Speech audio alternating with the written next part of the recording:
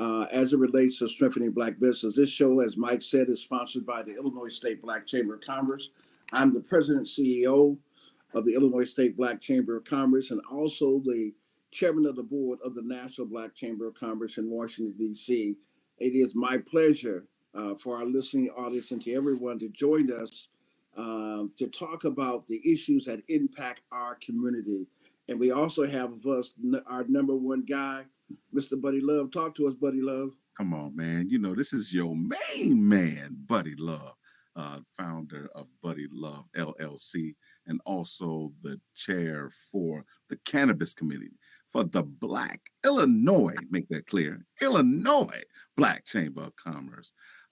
Greetings and salutations, ladies and gents. Hey, you heard from our producer, Lord Mike. You want to say hello real quick, Mike, and we're going to get rolling. Hey, man, I'm ready to rock, man. Peace and blessings to the true and living. Okay. Hey, today, this is a continuation of our show that we had on Saturday, talking about a young lady who's doing some extraordinary things. Unfortunately, she was going to join us, but she was in California. Her flight got delayed, and she is in the air right now, so she will probably not be able to join us. But we have a fill-in for a person who knows her well, that can give us some perspective in terms of what's happening and why Mother Africa and some of the other things we're going to talk about. We also have our good friend out of D.C., one of the leading lobbyists in D.C., Nigel Stevens, who's going to give us some perspective on what's going on Capitol Hill as it relates to international trade in those areas.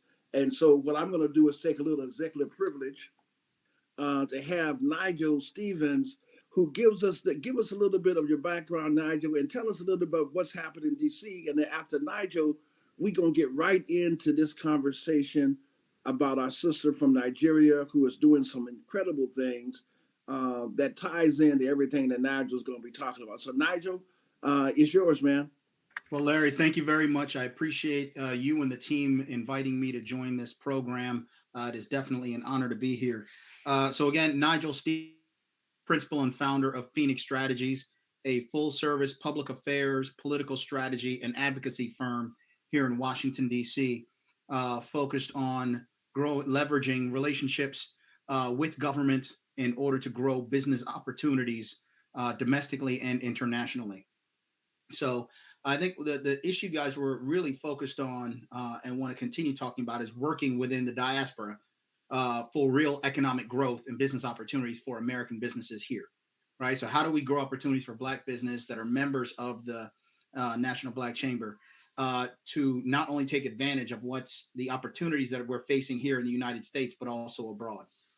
So as we're looking at the context, right? So I want to give us a little bit of context because before we get into the weeds of, the president's budget just came out for the next fiscal year and the appropriation cycle is going to begin. And we've got a lot of work to do in foreign affairs and small business committee and the work that's coming out of the administration. Just put it in context of what the legislators are looking at and why they're designing the policies that we're looking at, that we're facing right now. Right. So in 2017, Forbes came out with a list of the world's most populous nations by 2050. And wherever we are right now, that's 2017, projected by 2050, it will be in this order: India, China, Nigeria, the United States, Indonesia, Pakistan, Brazil, Bangladesh, the Democratic Republic of Congo, and Ethiopia.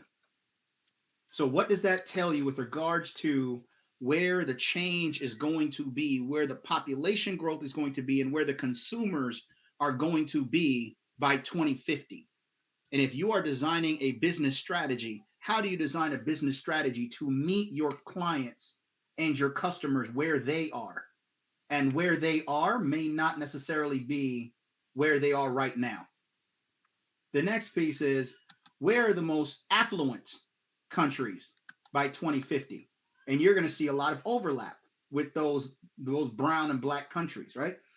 In order: number 1, China; number 2, India; number 3, the United States; number 4, Indonesia, and number 5, Brazil. So overlap that with the population plus the affluence, you're going to find a large group of folks that are able to afford your products and services. What are you bringing to the table? How are you shaping your business options and your business offerings in order to meet those global needs moving forward? I'd also like to add Mexico came in as number 7, most affluent country projected by 2050. Okay. So the United States, what is happening in Washington as a result of that? You can see policies begin to be shaped and policies change, and a real focus on, for example, the United States. We just hosted in Washington, D.C., a U.S. Africa summit with leaders from African nations coming in and talking about how to leverage a greater relationship with the United States government, with the World Bank, with the IMF, and so forth, in order to create better trading opportunities. Hey, Nigel, can you turn your camera on? Oh, sure. Thank you.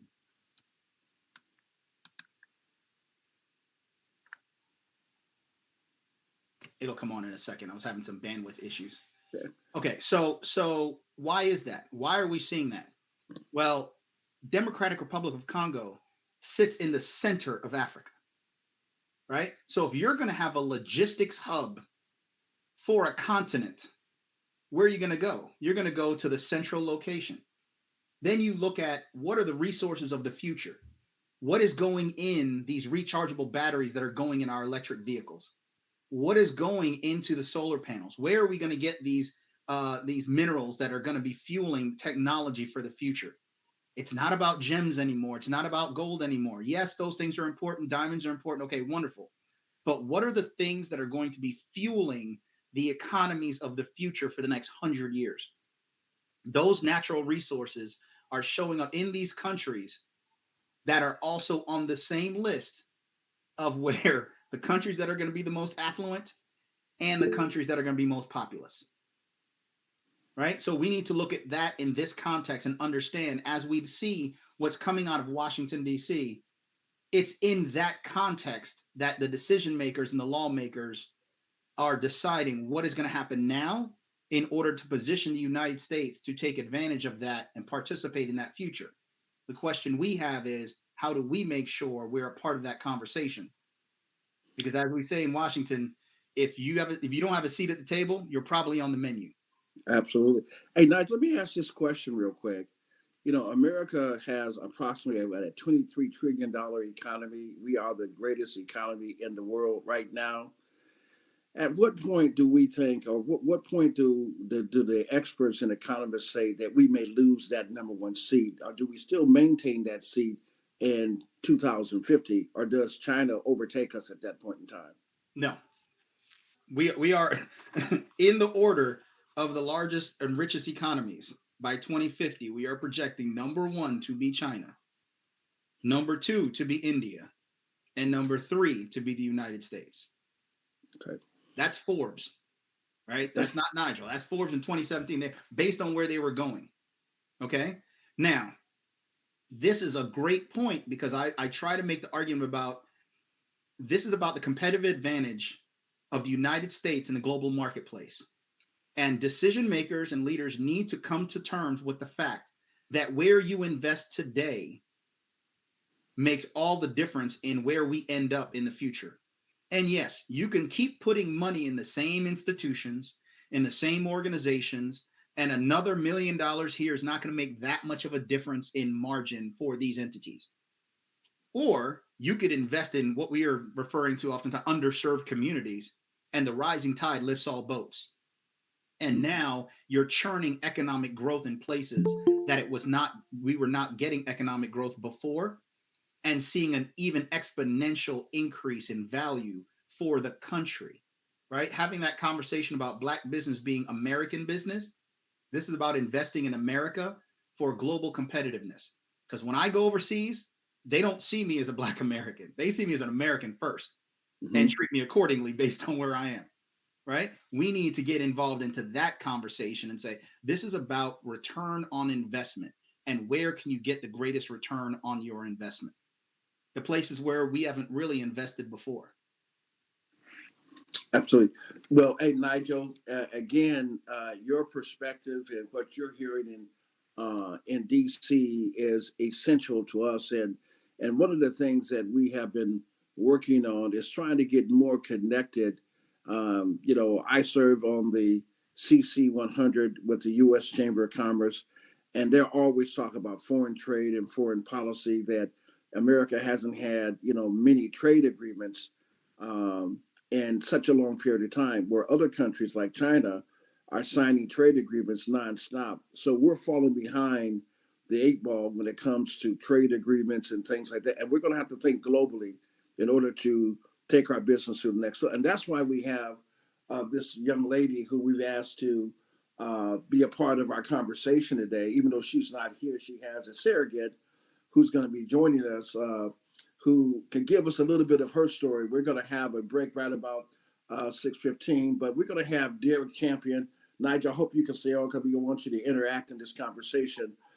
Derek, give us a highlight of the young lady and her business, who she is, kind of her story, and then we can get into the conversation. All right, great. And let me just get straight into it. I'm Derek Champion. I'm the city administrator in Markham, Illinois, in the Southland here in the Chicago South suburbs.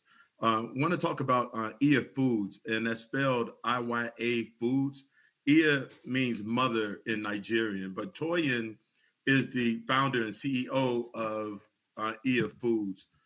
She is probably the country's largest food manufacturer. She specializes in black food manufacturer. She specializes in baking mixes and brownie mixes and just things that you spices and sauces. And Toyin has been in business since 2016. Just a little bit of backstory about Toyin. She is from Nigeria. She owns a cocoa farm in Nigeria. She is a undergrad student from Northwestern University, also a graduate of Kellogg School of Business. Toyin is currently in over 2,000 stores nationwide. She recently has leased out a facility in the western suburbs of Naperville. She has a 36 to 40,000 square feet facility. She has about $4 million worth of equipment in this facility, and she employs, I think, upwards of 25 to 50 people, full and part time, in this building that she owns out there. Excuse me, in the building in which she's leasing out in the western suburbs. But Toyin is an amazing individual, and she's one individual that I think that needs to have some type of spotlight, not only in the Chicagoland area, but nationally. She can help a lot of small businesses that need to, or individuals that have ideas that either want to start or either grow a business, because she has a test kitchen. She has a phenomenal facility that's for research and development. And if you have an idea about something that you want to do, Toyin can help bring that to light. So just a little backstory, Larry, about Toyin. I know we have to go to break, so I want to be mindful of that, and then we can continue from there. Wake Up Show. Illinois State Black Chamber of Commerce, brought to you in part by Supreme Solutions, specializing in engineering, technology, program management, acquisition support, business and services, and a whole lot more. Today's solutions provided today. Learn more at supremesolutionsINC.org. Camelot, Illinois, with a commitment to funding education and supporting Illinois' communities. Camelot, Illinois truly is powering possibilities. Visit IllinoisLottery.com for more info. More from the Wake Up Show right now. Lots going on. And if you want to tune in with us, we're doing a live chat action here at our YouTube channel. Just punch in at Illinois State Black Chamber. When you jump on YouTube, you'll be live with us. We got Buddy Love, and of course, we've got the one and only President Larry Ivory. Wake up. Thank you, Mike. Derek, going back to, one of the things that struck me with Toyin is that she talked about all the money that's being made. And I think, Dr. Sterling, all of us understand, and Nigel, we understand that what's really bothers me is that it's like hair care business where the Koreans are making so much money and we're 99% of their clientele.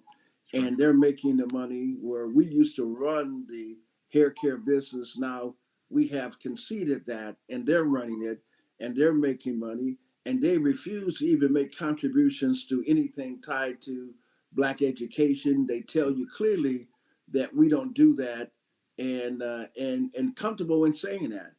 We have to control our own industries. I never forget the day when I first met Perrin Mitchell, and he came to speak as a keynote speaker, and he said, and he was talking about the same thing we're talking about. Perrin said that, at the event, is that we don't produce very much of anything. He said it will be a brown day in America. We don't even produce toilet tissue to do what we need to do.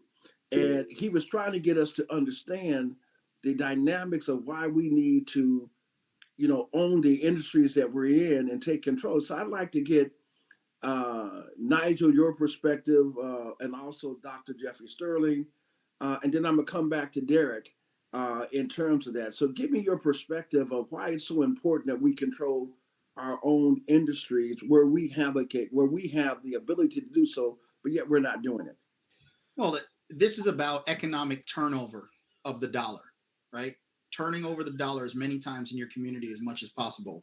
That's what churns economic growth, right? The SBA has released numerous statistics that a company that is owned by African Americans is more likely to hire African Americans, right? So if you have a technology firm, you're more likely, and you need engineers and coders, you're more likely to go to a North Carolina A&T, a Bowie State, or a Morgan State to go recruit talent, right? That's wonderful. That's what we need to be doing. But then the question is, why not? You talked about hair care.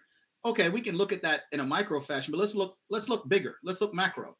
How many hair care products were started and product businesses, the items themselves were product invented and owned by African Americans, then up selling the rights to those things to large firms? That's not Koreans.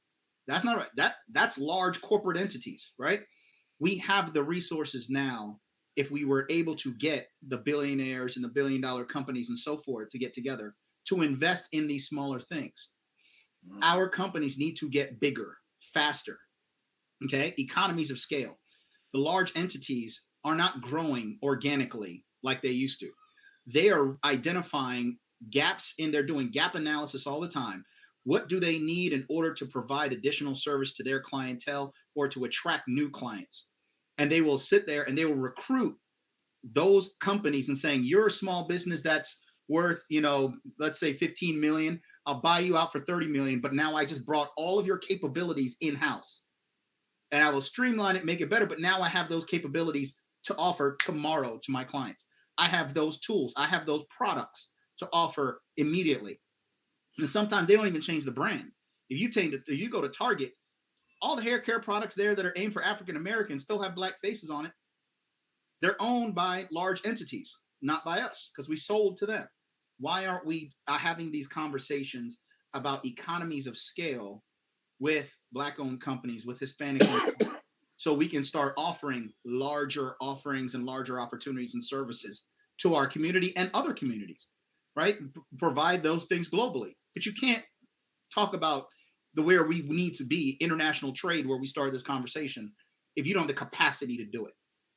And that's something that was the origin. We talked about Perrin Mitchell. That was the origin of the 8A program, was to build capacity in minority-owned firms. And decades later, we're still having some of the same challenges because it's uncomfortable for us to talk about mergers and acquisitions when we should be talking about mergers and acquisitions and then having a conversation with the venture capital community and saying, we need you to fund this merger because this is going to be the growth. Less than 1% of venture capital dollars goes to African-American firms. Less than 1%, right? So what are we talking? We have to change our conversation, our language, to start talking about the language of where business is and its growth, its capacity, and it's the ability to enter new markets. And we need to get there. Absolutely. Dr. Sterling, give us your perspective on what you see from a global perspective, having a global. Well, let me say good evening to apparently my brother from another mother. And Nigel, you sound like you and I went to the same business school. You've actually used a lot of the same phraseology that I use all the time, and I can definitely vouch for everything you said. I mean, I love working overseas because it is a freer experience, and you are truly viewed and respected as an American, which is startling when it first occurs. But that is a very highbrow conversation. I think we're having several conversations at the same time, and I want to point them out. Yes, if you have the wherewithal, particularly access to capital and a quality product sufficient that you can conduct business in other parts of the world, by all means, the markets that are available to us around the world are phenomenal. But that being said, the conversation that the United States is having about retaining its number one status and the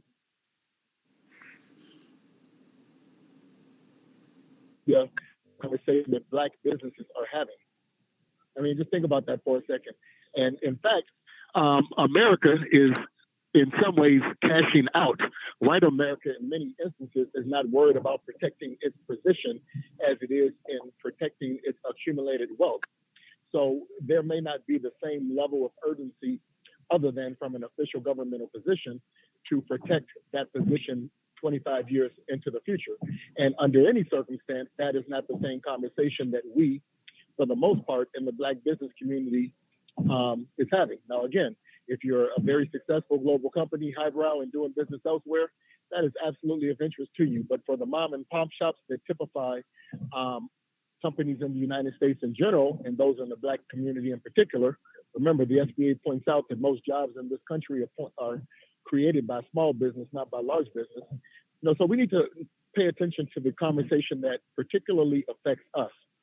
And with that in mind, I would continue to point out that with the U.S. economy being about $22 trillion annually, the GDP being that amount annually, that will remain the biggest nut for us to crack as a Black business community, and the business opportunity for businesses to scale, be successful. And then we can talk about challenges as to how to reverberate those dollars in our community and how to keep our businesses instead of selling them the first chance somebody flashes seven figures in our face.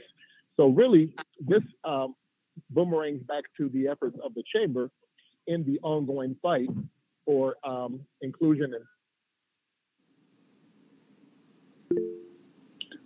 Yes, go ahead, Nigel. If I could piggyback on that, that's an excellent point, because the question is, if you're going to talk about the rising tide lifting all boats, that's great, but that's only effective if we are ingrained in throughout the supply chain, right?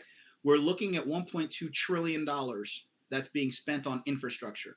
You've got another $800 billion of money spent in the Inflation Reduction Act that's really going out to environmental sustainability, climate change, and so forth. Where are our businesses in participating in that? I was in a conversation recently about autonomous vehicles and the displacement of workers that could occur. Where are our businesses in participating in that? I don't know. Right? It's not just a question of the highbrow, the high level things, right?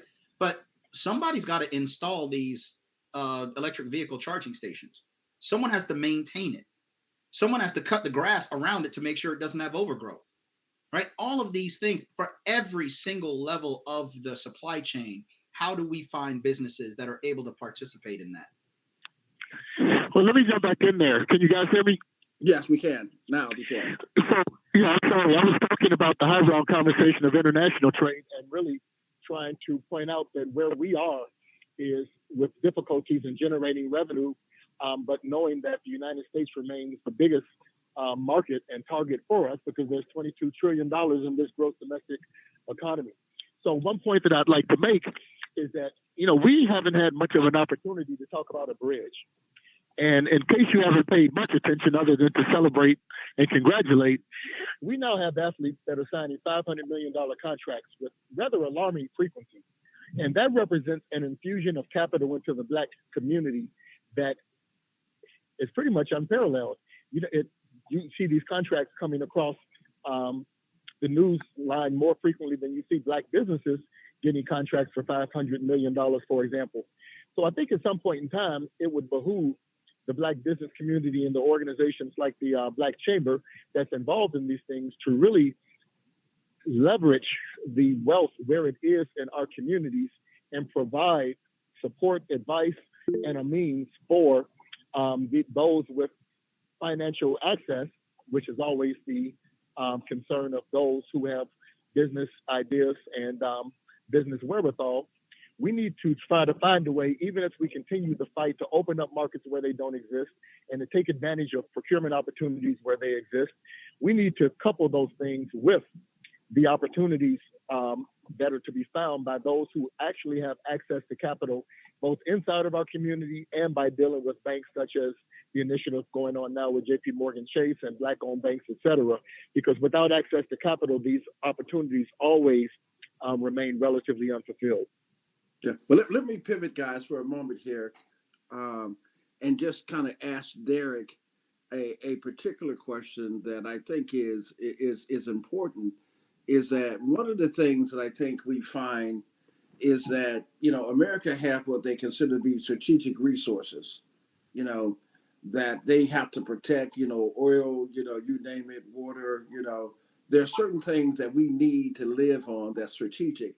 I'm going to make a suggestion that when we have successful businesses who come under fire, how should the chamber be responding to protect people in an industry that is unique in the marketplace, just like we say Toyin, who has this phenomenal business.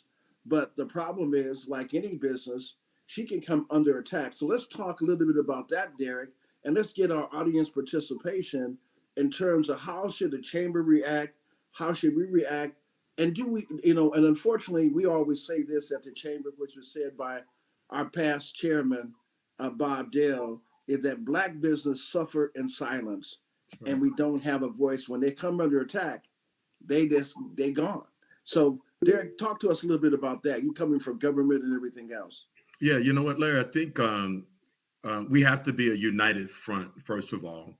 When you look at someone like Toyin, for example, who is a model to me for especially a woman-owned business, but a Black-owned business as well. When individuals like that are coming under attack and suffering in silence, we have to activate all our relationship capital, whether that's through the urban leagues, the Black Chamber, whether that's our elected officials.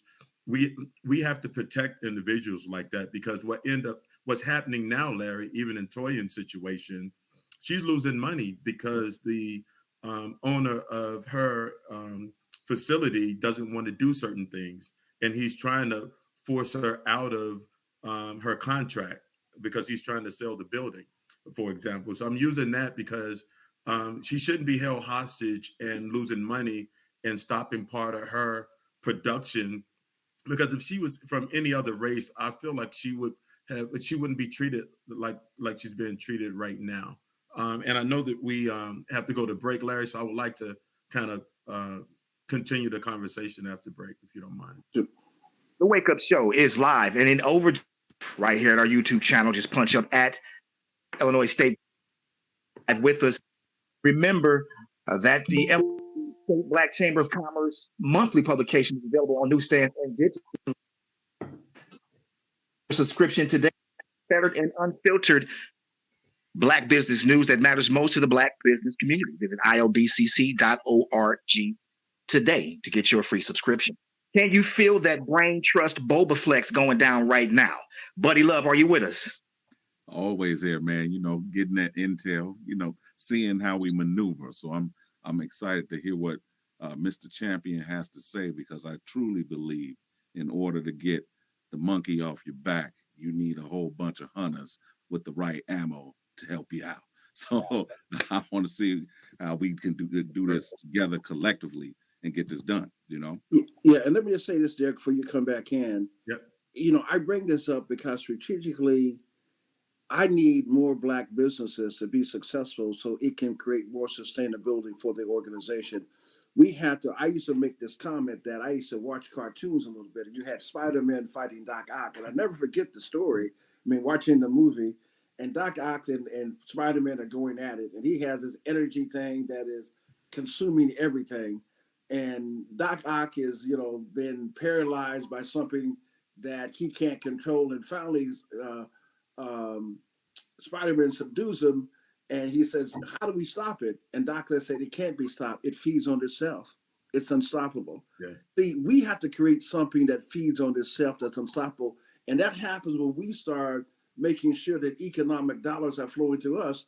And you're going to protect it. See, if Nigel's my guy, and he's generating money to me, and I'm generating money to Champion, we all benefiting from it. See, when you bother him, you cut off the flow of money. That's going to make it personal. That's When right. we're not investing in each other, and that makes us extremely vulnerable. We must create a infrastructure that allows us to not only protect our strategic interests, but move our goods and services freely throughout this economy. That's right. So I know we also have Antonio Baxton, who's our board member and also former director, regional director for DCO. I want him to chime in also. But Derek, back to you. Yeah, thanks, Larry. Just to kind of backtrack, I know that Brother Stevens, I know you had mentioned a little bit about capacity building, and which is really important. And we have to continue to allow businesses like Toyin to do that. But a lot of these businesses, they need technical assistance, Larry, as well. But the main thing that I'm looking at with Toyin, we have to find her land so she can purchase her own facility, because she can control what she can control that way. I just think that if we don't own it, people like her landlord, for example, who she's leasing from, they get to dictate or slow walk repairs, Larry. So so I want to make sure that I'm clear on that. And the other thing is, keeping our dollars in our community is key.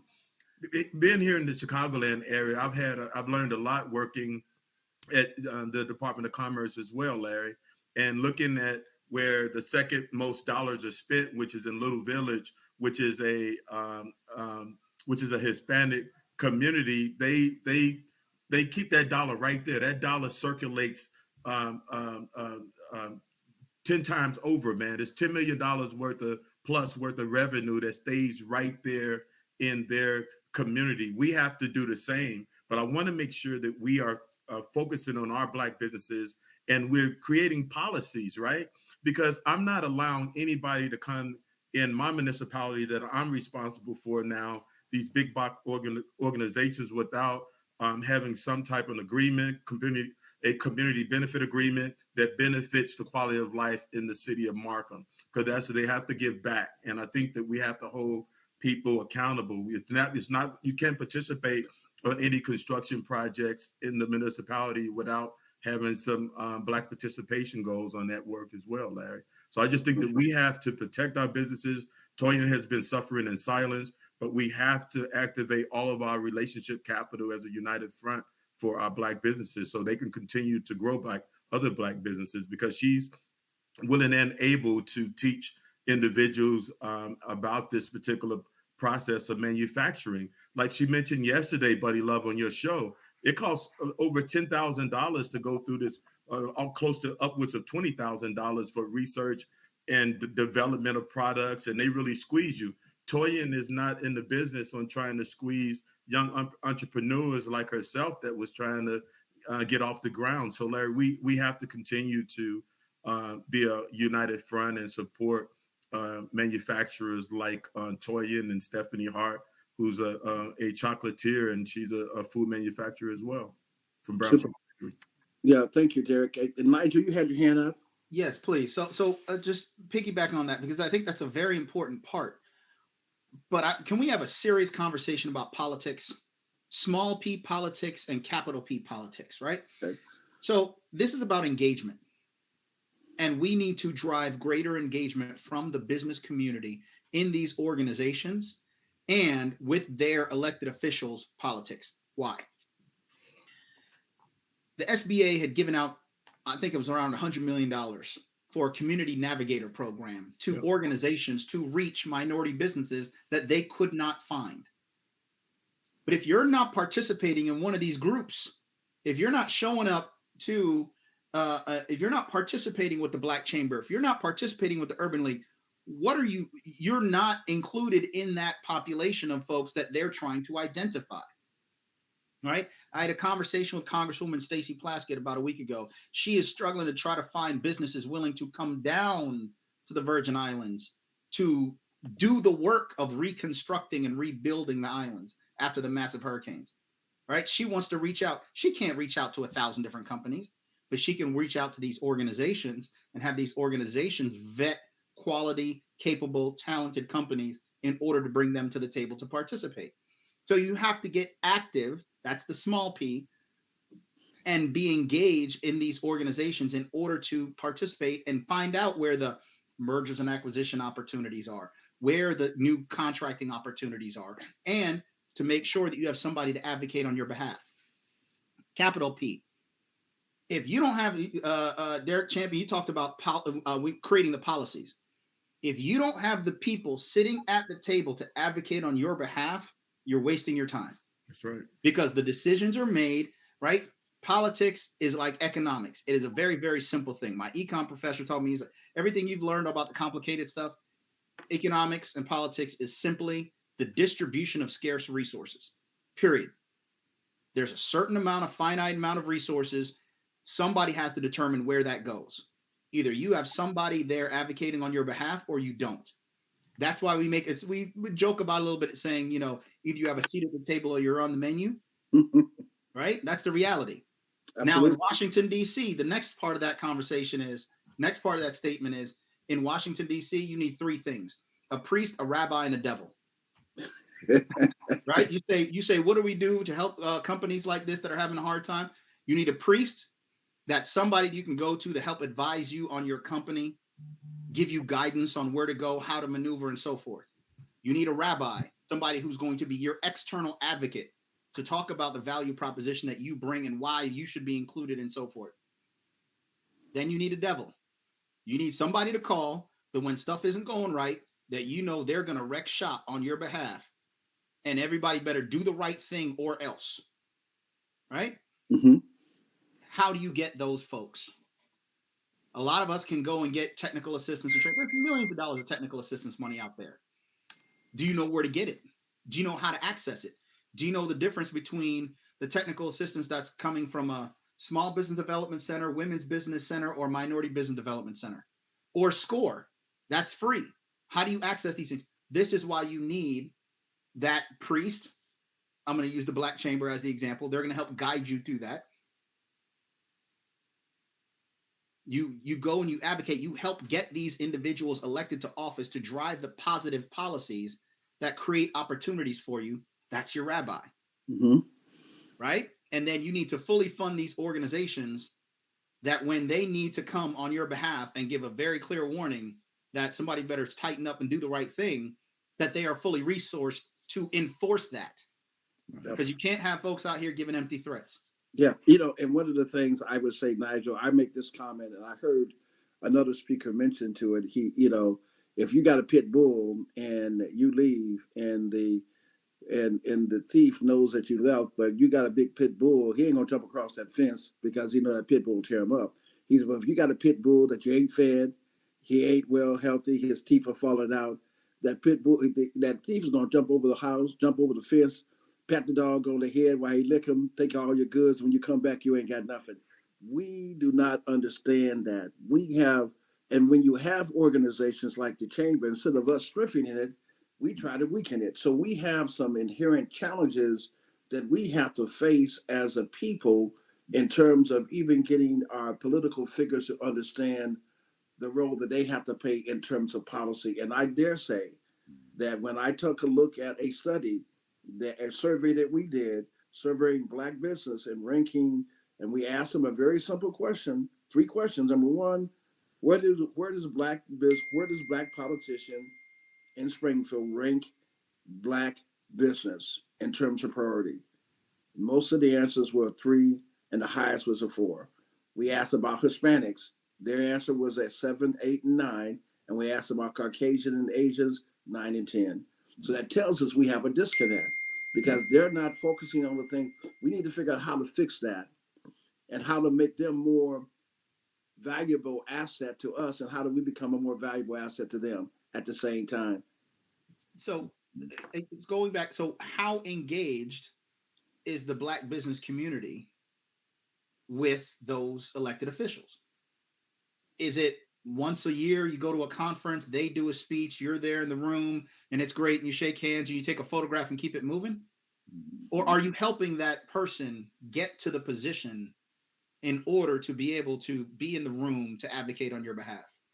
Right, Larry, you and I talked about what stands out is the fact that the chamber created a political action committee. Right, there's no such thing as permanent friends or permanent enemies, only permanent interest. So this is not a partisan thing. This is not a Democrats and Republican independent thing. This is who is going to have the interest of this particular community at heart, and who is going to make the effort to advocate on behalf of this community. And to advocate on behalf of this community, you should be able to know that this community is going to help put you in a position to be able to advocate for them. Right? Money is the lifeblood of politics. I don't care who you are. You can have the greatest message. You could have the most charismatic person in the world. If you can't get your message out, which costs money, every single button, every single sticker, every single lawn sign, every single commercial costs money. If you can't get your message out, you're not going to win. Period. So, hey Ben, brother, we need to get folks active. Like, are you serious? Yeah. And I got to ask about, sometimes I talk to business. No, are you serious?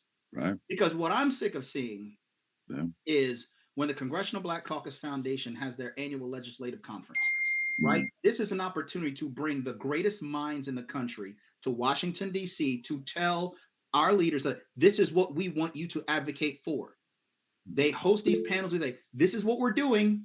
And the community says, this is what we're advocating for, right? But are you coming to D.C. to do deals? Are you coming to D.C. to build relationships with other companies and to do a deal? Are you walking away with a deal? If you're coming, are you going to go to the political fundraisers and actually donate to help this person who's a champion for your cause get elected? Because if not, are you really being serious? Because I've seen too many business owners come to Washington, D.C. and have a wonderful time. They have a great time.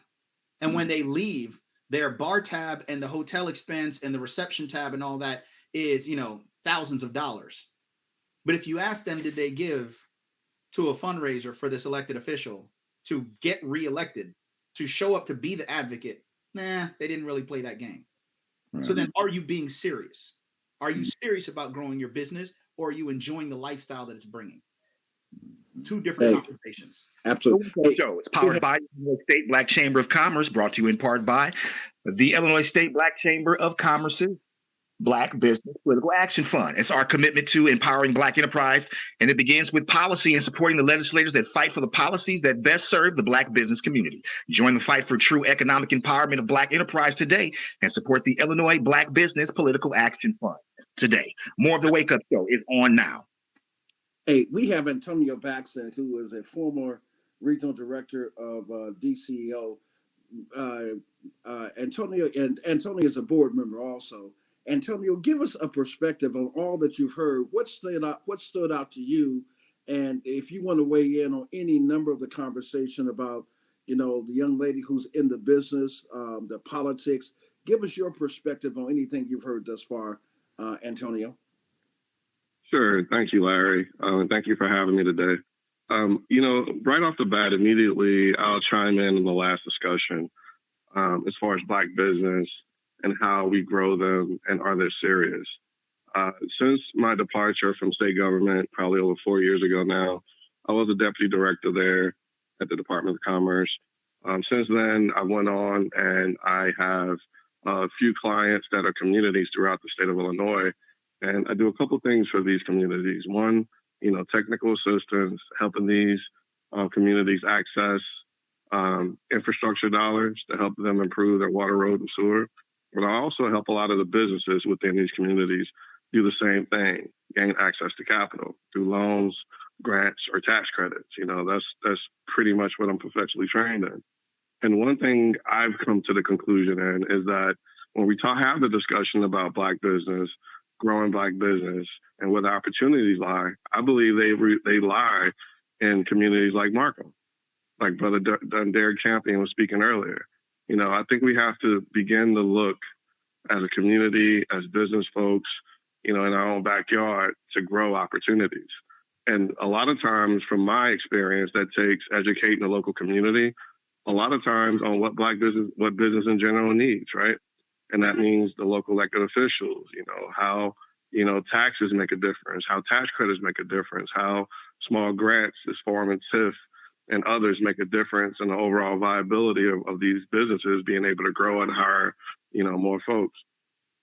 So one thing I would chime that in. I think if we can get, you know, the entire community engaged, you know, just not the politicians, but also the local elected officials, along with the business community, along with the professional service community, I think that's how we grow.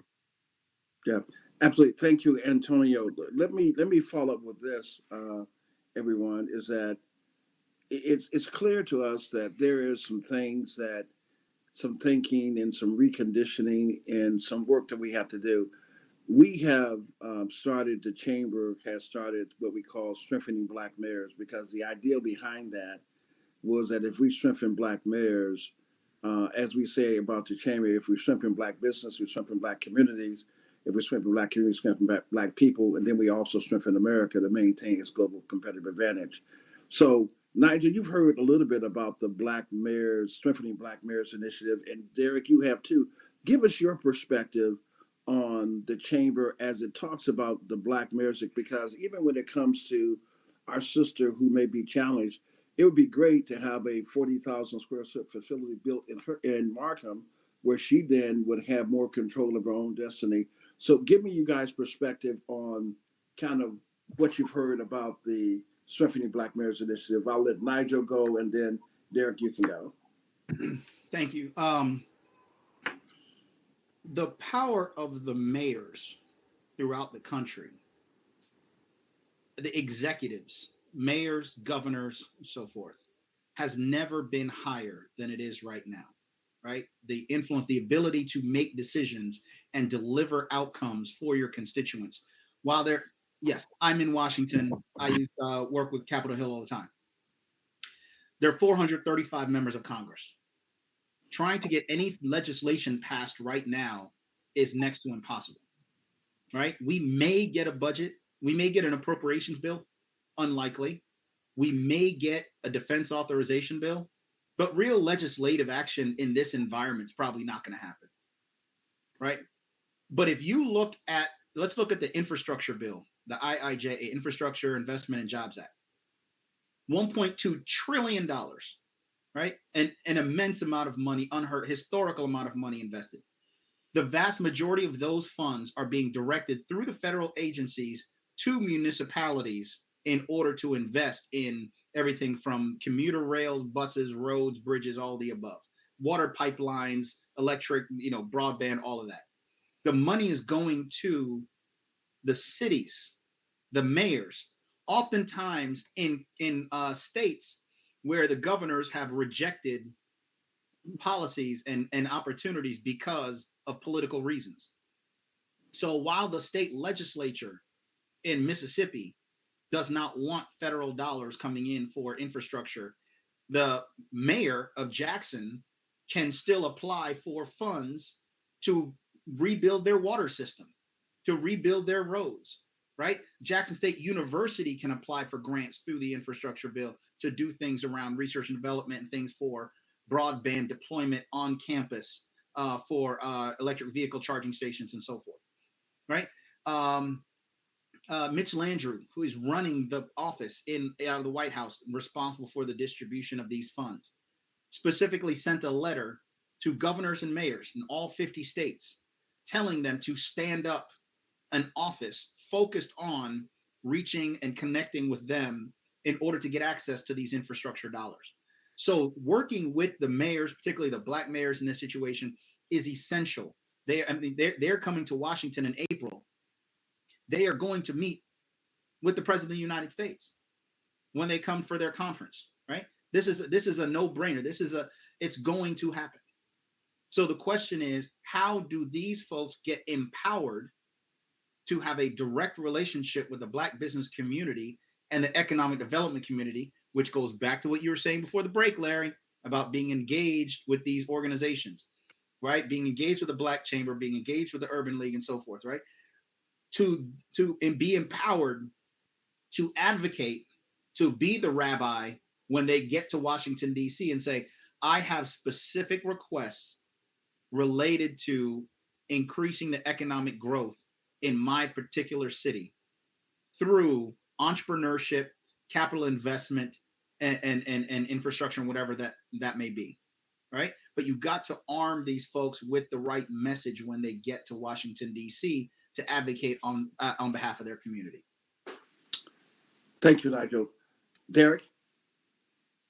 Yeah, thanks, Nigel. I appreciate that information. Larry, I feel like, first of all, I want to touch on something that you mentioned about Toyin and owning her, bringing a business like that to Markham. I tried that. I got letters of support from our state rep and state senator who's over the congressional district over there. But it comes down to having, and Buddy Love, I think I talked about this yesterday. Toyin was positioned like we had land for her and everything to come to Markham. She wants to build in a community that looks like her, and she has legislative support that looks like her, from a mayor to a state rep to our congressional Congress man and woman, Robin Kelly and Jonathan Jackson, and state reps Will Davis and Napoleon Harris, State Senator Harris. But when you don't have individuals in decision-making roles that's controlling the grant dollars, that's where the problem is coming in at, Larry. It's not a curated table. It's not a curated. So the people that are making the decisions about our communities up and down the state of Illinois, since I reside here, they don't look like us. I was the last Black deputy of the Department of Commerce that was controlling grant dollars, but they replaced me with 4 Hispanic women in a row.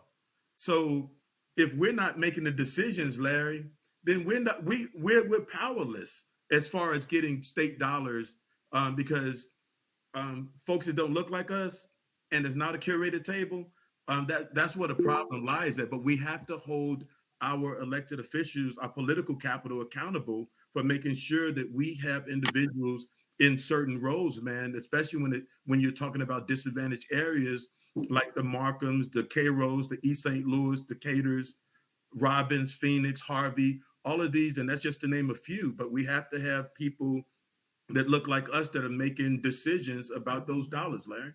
Yeah, absolutely. So let me just say this, guys, because we got 2 hands raised. I'm going to make this quick comment. I'm going to pass it to Nigel and then Buddy in order in which I saw the hand raised. The piece that we've been working on is that when we created our Black radio show with WVOM, one of the largest urban stations in Chicago, that was for a reason. When we worked on strengthening Black media across the state, that was for a reason. When we created our political PAC, that was for a reason.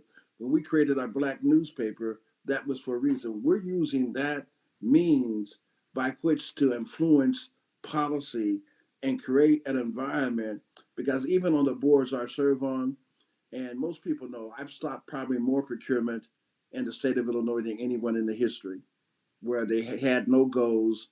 And I stopped white boys from getting contracts. I shut it down. It's not going to happen. Now, they would like to take me off of that. But because of our network, it's a difficult decision to move on me. They'd have moved on some friends of mine, but it's a different thing to move on me as an organ. And the stronger the organization becomes, the more forceful we can become. When they know that you can move the Black community to all the Black media outlets that you have, it makes you relevant, and relevancy gets you to the table. If you're not relevant, you're not sitting at the table. But if you're relevant, you'll have a seat at the table. So I'm going to pass it right to Nigel and then Buddy Love. And I know we're about to wrap up, so very quickly, just one highlight. The White House just tapped former mayor of Columbia, South Carolina, Stephen Benjamin, to leave the Office of Public Engagement. Mhm. So here you have an example, a direct example of when we said making sure people who advocate on your behalf, who understand your issues and represent you, are in the right positions to be able to open doors and create opportunities. Stephen Benjamin is now running the Office of Public Engagement for the White House, a former Black mayor, right? Right. So now what do you think happens on April 19th when the annual conference of African American mayors is in Washington, D.C.?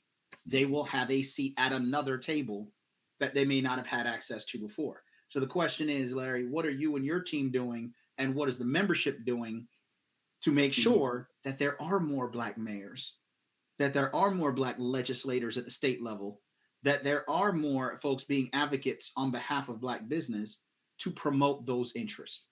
Absolutely. Absolutely. Buddy?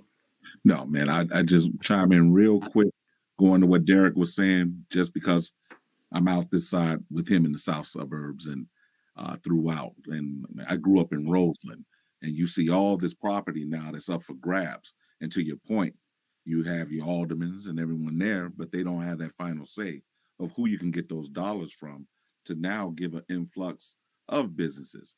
So it's just that thing of now being able to see us take that next step to start procuring some of the right information we need to move forward. I would love to see our next steps as a chamber with these distinguished gentlemen on here, putting together an action plan to really get us in the right position moving forward. Thank you, buddy. And I think we're getting queued up to play our theme music. We have a theme music to our team, and that's being played now. Ain't no stopping us now. We're on the move. We close out with that, and we open with Teddy Pendergraft and what you call Harold Melvin and the Blue Notes. Blue Wake Notes. up. Yeah. Wake up, everybody. No one's sleeping in bed. It's time for us to wake up. And once we wake up and get busy, it should be no stopping us. Ladies and gentlemen, we have an enormous responsibility, Yes. to bring about real change. And if any people deserve more than, I don't know, any race of people have given more to this country than Black people have, hands down. And we are the least benefactor of the very things we've done. We must change that. It requires us to be committed and to do things that others have not done. And so I'm going to challenge all of us. Thank all of you for participating in this call. Nigel, thank you for your always expertise. Dr. Sterling, Derek Champion, Antonio Baxton, Buddy Love, Michael, Lord Mike, and everybody on the call, and all our listening audience out there on YouTube Live who listen in to us. Hey, stay with us and let's challenge ourselves. Let's be like Socrates and pose a question that leads us to our own understanding. Take care, guys. Yes, sir. Thank you. Mm.